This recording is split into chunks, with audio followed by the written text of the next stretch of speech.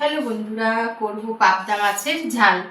তার জন্য কাঁচা লঙ্কা, মানে শুধু জিরে দিয়ে, কয়েকটা কাঁচা লঙ্কা, আদা, আর ডেলিকার মশলার মধ্যে রয়েছে জিরে, ধনে, হলুদ আর নুন।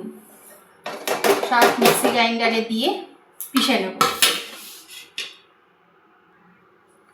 কড়াইয়ের মধ্যে তেল দিয়ে দিয়েছি অল্প, তার মধ্যে একটু গোটা জিরা দিয়ে দেবো ফোড়নে, আর সাথে পিষে রাখা মশলাটাও দিয়ে দেবো। মশলাটা একটু কষতে থাকবে। তারপরে আগের থেকেই পাবদা মাছগুলো ভেজে রেখে দিয়েছিলাম।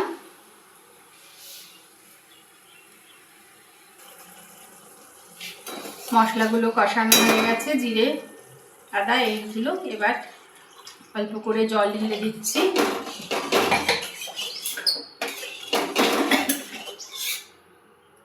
সাথে মাছগুলোও দিয়ে দেবো।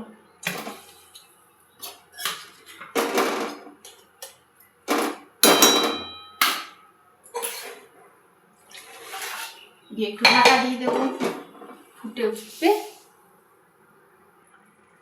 আমাদের পাবদা মাছের ঝালটা একদম হয়ে গেছে জিরে বাটা দিয়ে। এবার গ্যাস বন্ধ করে নামিয়ে দেব।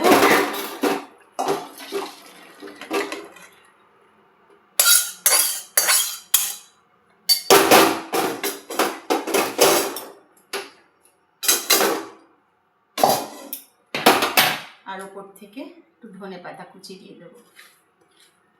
হয়ে গেল আমাদের পাবদা মাছের জিরে দিয়ে ঝাল।